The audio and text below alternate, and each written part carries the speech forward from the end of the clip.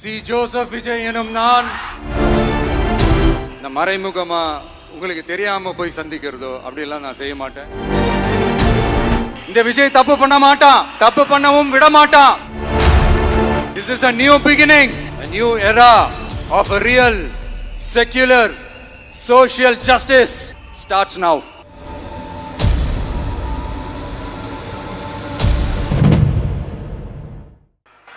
சினிமாவில் எப்படியாவது கஷ்டப்பட்டு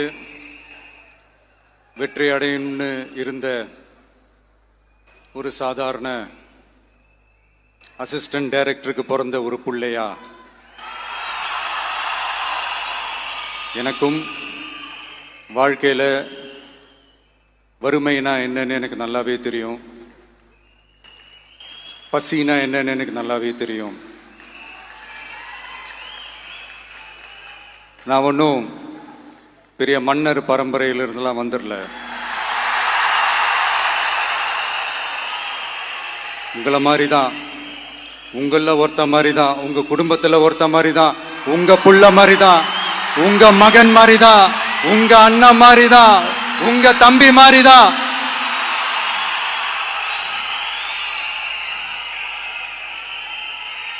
அப்படிதான் நான் உணர்றேன்.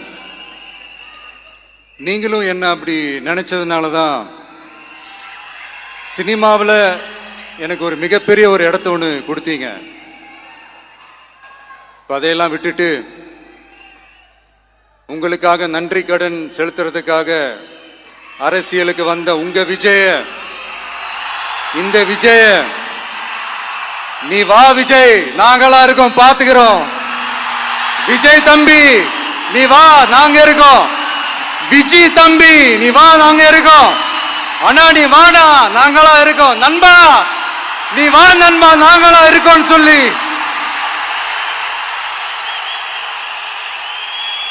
அவ்வளவு அன்பா, அவ்வளவு உறவா என்ன ஏத்துக்கிட்டீங்க.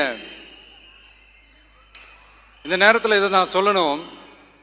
இந்த டிராவல்ல, இந்த ப்ராசஸ்ல எனக்கு எவ்வளவோ கஷ்டங்கள், எனக்கு எவ்வளவோ இந்த அவமானப்படுத்தினதெல்லாம் ஒரு பக்கம் இருந்தாலும் எனக்காக கூட நின்ன உங்களுக்கும் அதே மாதிரி கஷ்டங்கள், அதே மாதிரி அவமானங்கள், அதையெல்லாம் நீங்க பெருசா எடுத்துக்காம, அதையெல்லாம் நீங்க பொருட்டாவே எடுத்துக்காம, என்னோட வலிகளை, என்னோட வேதனைகளை உங்களோட தான் நினைச்சு என் கூடவே நின்னு இன்னைக்கு சி ஜோசப் விஜய் எனும் நான்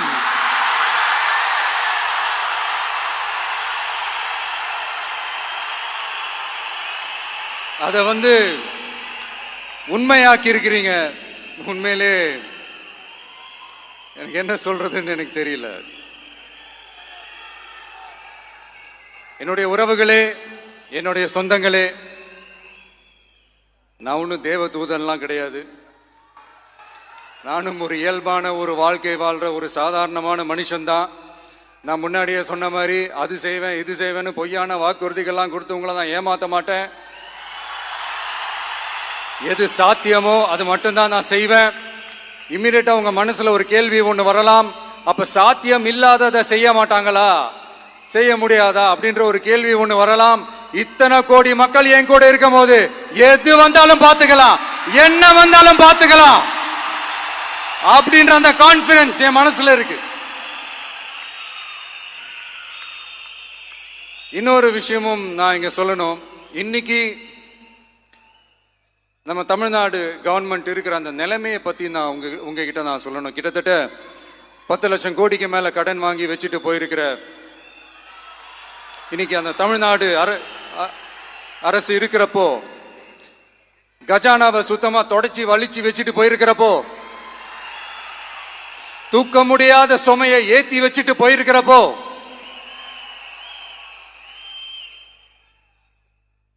அப்படிப்பட்ட ஒரு நிலைமையில தான் இந்த பொறுப்பை நம்ம கையில் எடுத்திருக்கிறோம். உடனே நீங்க நினைக்கலாம், என்னடா இவர் ஏதோ பொறி வச்சு பேசுறாரா அப்படின்ட்டு. அப்படிலாம் எதுவுமே கிடையாது. உள்ள போய் பார்த்தா தான் தெரியும் எது எந்த நிலைமையில இருக்குன்னு, என்ன இருக்கு என்ன இல்லை, எது எந்த நிலைமையில இருக்கு, எது எந்த நிலைமையில இல்ல. சோ அதையெல்லாம் பார்த்துட்டு உங்களுக்கு ஒரு வெள்ளை அறிக்கையா அதை வெளியிடணும்னு நான் நினைக்கிறேன். ஒரு டிரான்ஸ்பரண்டான ஒரு கவர்மெண்டா, அதாவது இன்னைக்கு நம்ம தமிழ்நாடு கவர்மெண்ட் இந்த நிலைமையில தான் இருக்கு அப்படின்றத உங்ககிட்ட சொல்லிட்டு I just want to take it forward from there. அதைத்தான் நான் முதல்ல செய்யணும்னு நினைக்கிறேன். தமிழ்நாடை பொறுத்த வரைக்கும் இப்போ யாரையாவது போய் ஏதாவது சந்திக்கணும் அப்படின்னா இந்த மூஞ்ச மூடிக்கிட்டு போய் சந்திக்கிறதோ, என்ன இந்த மறைமுகமா உங்களுக்கு தெரியாம போய் சந்திக்கிறதோ அப்படிலாம் நான் செய்ய மாட்டேன். எதுவா இருந்தாலும் வெளிப்படையாக ஒளிவு மறைவு இல்லாம தான் நான் செய்வேன். இவ்வளவு பெரிய ஒரு பொறுப்பை என் கையில கொடுத்துருக்கிறீங்க. அதே நேரத்தில் எனக்கு கொஞ்சம் அவகாசமும் நீங்க கொடுக்கணும்னு நான் ரிக்வெஸ்ட் பண்ணி கேட்டுக்கிறேன்.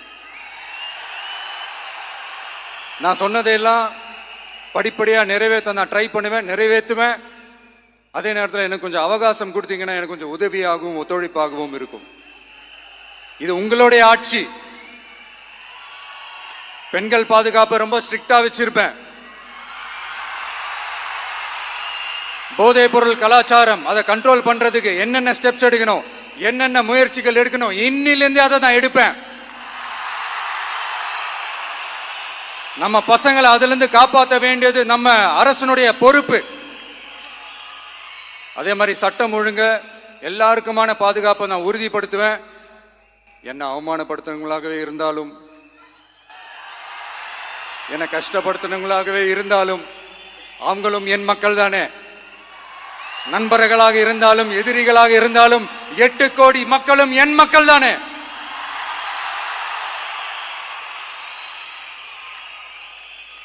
அது மாதிரி இந்த அடிப்படை விஷயங்கள், கல்வி, ரேஷன், மருத்துவம், குடிநீர், சாலை வசதி, பஸ் வசதி, இந்த மாதிரி விஷயங்கள்ல தான் என்னுடைய முதல் கவனம் செலுத்தணும்னு எனக்கு தோணுது. நான் முன்னாடியே சொன்ன மாதிரி மக்கள் பணத்துல இருந்து ஒரு பைசா கூட நான் தொட மாட்டேன்.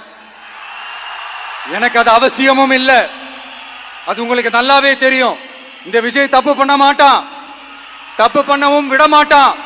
அது யாராக இருந்தாலும் சரி, என்னோட கவர்மெண்ட்ல என் கூடவே இருக்கிறவங்களாகவும் சரி விட மாட்டான். சப்போஸ் யாருக்காவது அப்படி ஒரு எண்ணம் மனசுல இருந்துச்சுன்னா, நம்ம ஜெயிச்சுட்டோம், ஒரு ஆட்டம் ஆடி பார்க்கலாம் அப்படின்ற எண்ணம் யாருக்காவது இருந்துச்சுன்னா இப்பவே இந்த நிமிஷமே அதை எரேஸ் பண்ணிருங்க.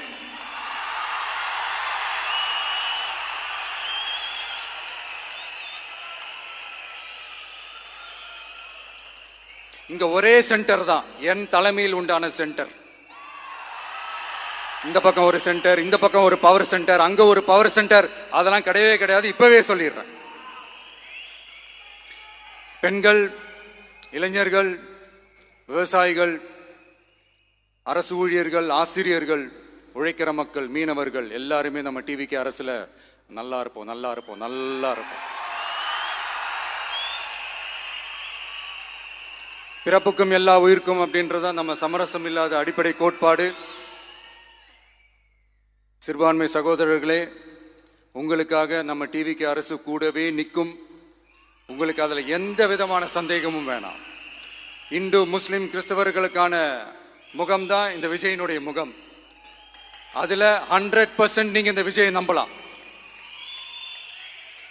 இப்படி ஒரு சூழலை ஏற்படுத்தி கொடுத்த தமிழ்நாட்டு மக்கள், ஒட்டுமொத்த மக்கள், உங்கள் அனைவருக்கும் இந்த நேரத்தில் என்னுடைய நன்றியை தெரிவிச்சு,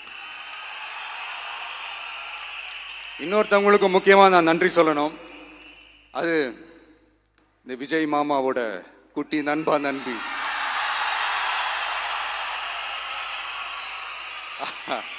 அவங்களாலதான் இது நடந்திருக்கு. உங்களுக்கு எப்படி நன்றி கடன் செய்யணும்? உங்களுக்காக உங்க ஃபியூச்சரை மைண்ட்ல வச்சுக்கிட்டு எல்லா நல்ல விஷயங்களையும் உங்களுக்காக இந்த விஜய் மாமா செஞ்சு கொடுப்பான். கான்பிடண்டா இருங்க. அதே மாதிரி இன்னொருத்தவங்களுக்கும் நான் முக்கியமா நன்றி சொல்லணும். உங்களை எப்படி நான் மறப்பேன்? நீங்க தான் என்னோட உயிராச்சு. தமிழக வெற்றி கழக தோழர்களே,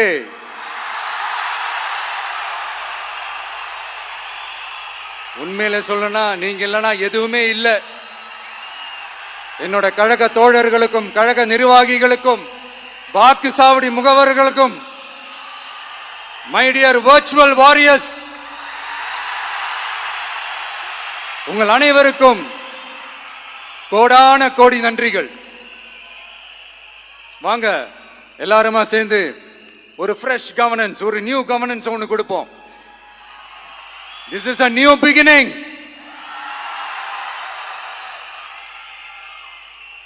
A new era of a real secular social justice starts now.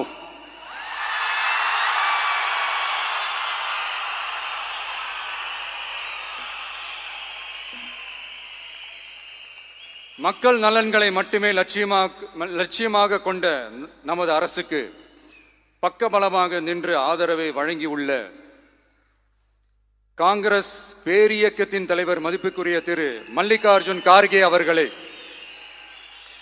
பாராளுமன்ற எதிர்க்கட்சி தலைவர் மதிப்புக்குரிய மை பிரதர் திரு ராகுல் காந்தி அவர்கள், காங்கிரஸ் கட்சியின் பொதுச் செயலாளர் மதிப்புக்குரிய திரு கே.சி. வேணுகோபால் அவர்கள், தமிழ்நாடு காங்கிரஸ் தலைவர் மதிப்புக்குரிய திரு செல்வ பெருந்தகை அவர்கள், என்னுடைய நண்பர் பிரவீன் சக்கரவர்த்தி அவர்கள், சிபிஐஎம் கட்சியின் தேசிய பொதுச் செயலாளர் மதிப்புக்குரிய தோழர் திரு M.A. பேபி அவர்கள், மாநில செயலாளர் மதிப்புக்குரிய தோழர் திரு பி. சண்முகம் அவர்கள், அரசியல் தலைமை குழு உறுப்பினர் மதிப்புக்குரிய தோழர் திரு கே. பாலகிருஷ்ணன் அவர்கள், பாராளுமன்ற உறுப்பினர் மதிப்புக்குரிய தோழர் திரு சு. வெங்கடேசன் அவர்கள், நமது அரசுக்கு ஆதரவு வழங்கியுள்ள விடுதலை சிறுத்தைகள் தலைவர் மதிப்பிற்குரிய அண்ணன் திரு திருமாவளவன் MP அவர்கள், நாடாளுமன்ற உறுப்பினர் மதிப்புக்குரிய திரு ரவிக்குமார் அவர்கள், சட்டமன்ற குழு தலைவர் மதிப்பிற்குரிய திரு வன்னி அரசு அவர்கள், சிபிஐ கட்சியின் தேசிய பொதுச் செயலாளர் மதிப்புக்குரிய தோழர் திரு டி. ராஜா அவர்கள், மாநில செயலாளர் மதிப்புக்குரிய தோழர் திரு M. வீரபாண்டியன் அவர்கள், முன்னாள் தமிழ்நாடு மாநில செயலாளர் மதிப்புக்குரிய தோழர் திரு ரா. முத்தரசன் அவர்கள், இந்திய யூனியன் முஸ்லிம் லீக் கட்சியின் தலைவர் மதிப்புக்குரிய டாக்டர் திரு காதர் மொய்தீன் அவர்கள், நாடாளுமன்ற உறுப்பினர் மதிப்புக்குரிய திரு நவாஸ் கனி அவர்கள், உங்க எல்லாரையும் வருக வருக என்று வரவேற்கிறேன். முக்கியமா இந்த மாதிரி நேரத்தில் எனக்காக நீங்க குரல் கொடுத்ததுக்கும் எனக்காக நீங்க சப்போர்ட் பண்ணி கூடவே நின்னதுக்கும் உங்க எல்லாருக்கும் இந்த நேரத்தில் என்னுடைய நன்றியை தெரிவிச்சுக்கிறேன். கான்பிடண்டா இருங்க, நல்லதே நடக்கும், வெற்றி நிச்சயம். மீண்டும் சந்திக்கும் வரை இல்ல மீண்டும் மீண்டும் சந்திப்போம். நன்றி, வணக்கம்.